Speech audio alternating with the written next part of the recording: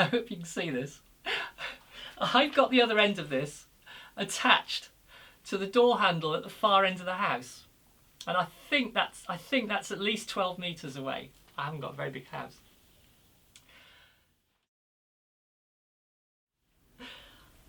I'd like to go on a bit of a rant here about string tensions because I've heard so much misinformation over the years, and I read something last night which makes me want to say my piece. And what I read was the latest issue of Guitarist, and in it they are reviewing the Jimi Hendrix Stratocaster. And they say something in here which is it's just plain wrong, and I'm getting worked up about this, and perhaps more so than I should. But let me just explain a bit about this. Here's a Stratocaster, and we can see that there's an angle on the pickup, and we can also see that the treble strings have quite a long way to go to the tuners, whereas the bass string is just a short little reach. And incidentally, this is a 25.5-inch scale length. This is an American standard, and a fine guitar it is too.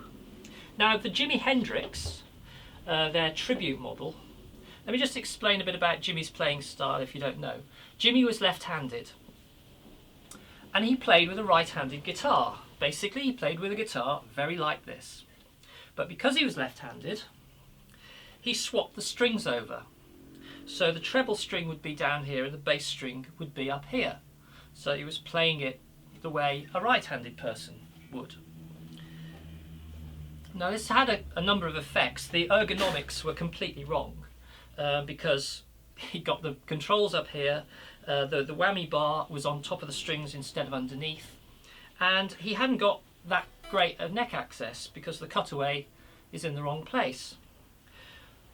But the thing that everybody identifies with him is this pickup angle, because on his guitar, which is effectively back to front, instead of the treble strings being boosted, if you like, the pickup here is nearer the bridge, and so the overtones, the higher harmonics, will be brought out more on the treble side than on the bass. But on Jimi's guitar, it's the other way round. So the bass strings are getting more of a higher harmonic emphasis, if you like. It's gonna feel a little bit more zingy, for want of a better word. Now, I have no issue with that at all. The other main difference is on the headstock, the strings are the other way round. So the bass strings are going to have a long way to go to the tuners, and the treble strings are just going to have a short route to the tuners. And that's another main difference that people pick up on, and this is where I have an issue. Now, what Fender have done is they've issued a guitar which is essentially a right-handed guitar, but the headstock's reversed, so we have this difference in string length between the bass and treble, or rather the length beyond the nut. And they've reversed the angle of the bridge pickup to give this zingier sound, to create Jimi's tone. But it doesn't have any of the ergonomic disadvantages. The cutaway's in the right place, all the controls are correct. And the review tries to describe this. This is where I started to get a bit worked up. On the second page of the review, let me read you what they say.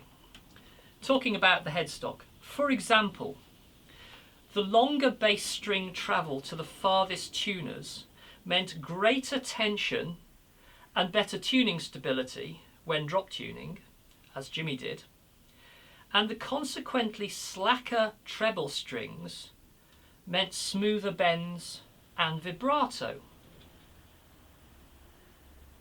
So they're saying the treble strings are slacker. Well, that might be down to the drop tuning. But they're saying that the bass strings have greater tension. Well, that's completely wrong.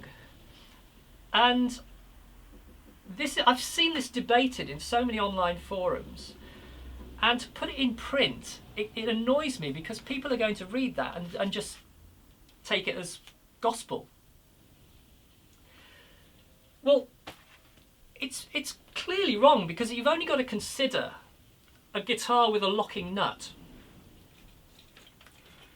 If you tune your guitar up and then you lock the nut, if the nut is set up correctly, then there is no change in pitch when you tighten up that locking nut.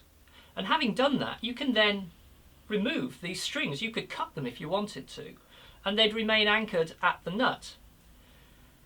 So the string, as far as the pitch of the string goes, the amount of string back here is completely irrelevant. And I think we can see that it doesn't affect the tension in the string either, because we can have two guitars tuned exactly the same scale length,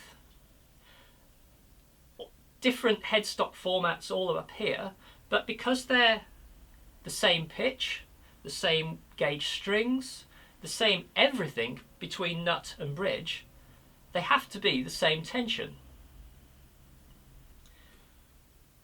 Now let's look at scale length a bit, just to see, so we understand tension a bit more, just so that I can emphasize this point that the tension is the same.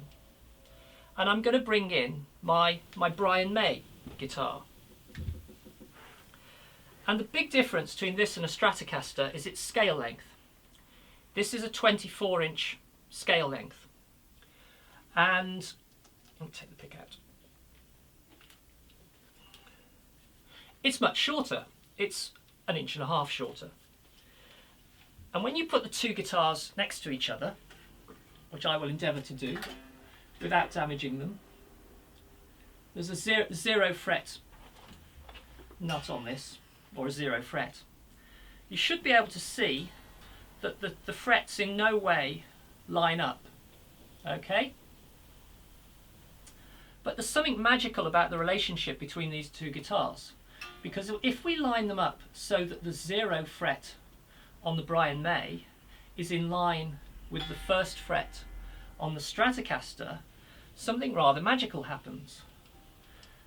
And I hope you can see that the frets line up exactly all the way down the neck. And this is because the distance from the 1st fret on the Stratocaster to the bridge is just over 24 inches. It's about 1.5 millimeters greater. And that's the scale length of the Brian May. And I suspect this is why the Brian May has the scale length it has, so that you get this shortened Stratocaster. So let's come back to the Stratocaster and let's consider what affects the pitch of a string. And there's 4 things really. First of all, what the string is made of affects the pitch. Different types of strings, steel, phosphor bronze, nylon, they all behave differently. But let's discount that, because I personally use Elixir strings on all my guitars, all my electrics anyway, and they're not greatly different to your standard Ernie Balls, D'Addario, etc. So let's just assume that the material doesn't make any difference because we're using the same material across all of our guitars. So what else affects the pitch of a string? Well, the width of the string, the thickness. And the thicker the string, the deeper the sound, the lower the pitch. And I think that might be obvious from the way a standard guitar is strung. The tension is roughly the same in all the strings, but clearly the bass strings are deeper. So I don't think that really needs any explanation. The other 2 things that affect the pitch of the string are the length of the vibrating section of the string and the tension. Well, the length of the string is fairly obvious because that's what we do when we play the guitar. As we fret higher, the pitch goes up. And I don't think the tension really needs much explanation, because we put more tension into the string by tightening the tuner, and up goes the pitch. So we have a guitar here tuned to standard pitch, E to E. So what happens when we put a capo on the 1st fret? which I shall now do. We now have a similar instrument. We've not done anything to the tension of the strings. To be fair, the tension might have gone up fractionally when we tightened the capo. But it's, for all intents and purposes, the same tension in those strings. And because we're now fretted at the first fret, the pitch of the guitar has gone up. But what we've also done is we've now got a guitar which is exactly the same scale length as our Brian May. Now the Brian May is pitched to E, E to E. This is pitched F to F now. So to get the two tunes the same, we're going to have to slacken off the strings on this. Going to have to detune it down a semitone. And once we've done that, we have, to all intents and purposes, two identical guitars. Because if we imagine there's a locking nut up here, we can lock that off and remove those strings and ignore them, and we can do the same on the Brian May. The only thing that matters is the actual piece of string that is vibrating. And the two guitars are identical. Same strings, same length strings, same material, the same pitch, and hence the same tension. So we've got the same tension in both guitars. They're identical. But we've slackened these strings off to get like that. So if we take the capo off and tune it back to E again, we're going to end up with a greater tension in the strings.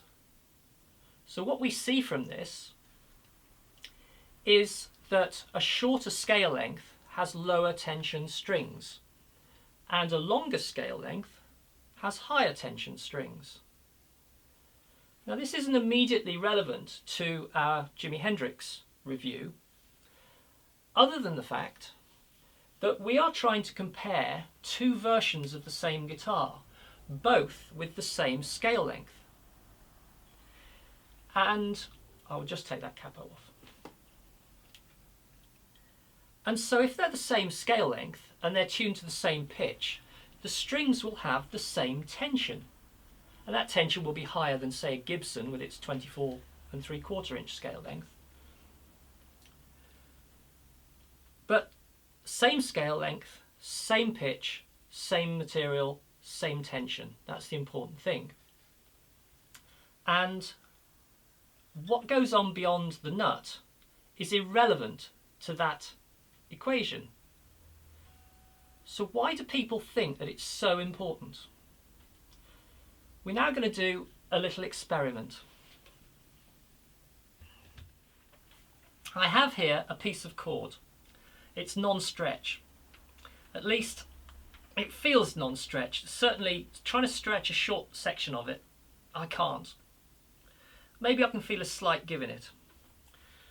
But this piece of cord is at least 12 meters long.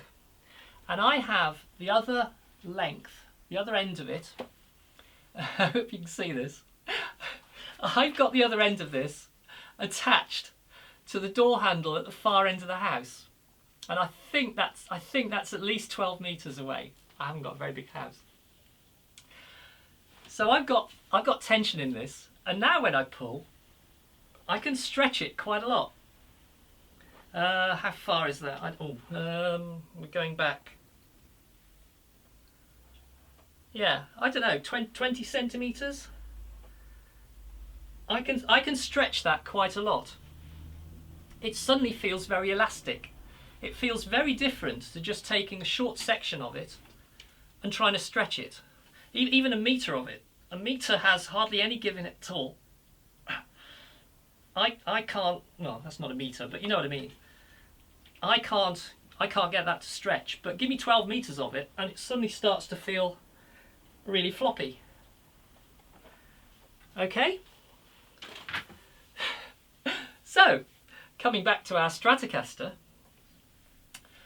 what we have here is, this is where the relevance of this extra string up the top here is. Because imagine, if you will, a string that goes from here, and we've got a 12 meter long headstock. So we've still got the nut where it normally is, but we've got lots of extra string on the headstock. And, well, maybe not 12 metres long, but let's say a metre long headstock. And I might actually build this one day to demonstrate the difference. But what you'll find, it will have a very different feel. And it might affect the tuning stability, because when we bend the string, there's a lot of string being bent, and there's a lot of string to be able to pull through the nut. And it will feel slinky. It will feel springy, it will feel elastic, it will feel like that rope did when I stretched it. Because there's a lot of string, it will bounce more. Still the same tension in it, but because you've got more string, there's more there to stretch. Now, you'll have to stretch the string further to get the increase in tension that you want to raise the pitch up a semitone, or 3 tones, 4 tones even if you're David Gilmour. But it will feel slinkier. It won't feel as stiff. It will feel like there is less tension in it. Even though the tension is exactly the same, it will feel slinkier.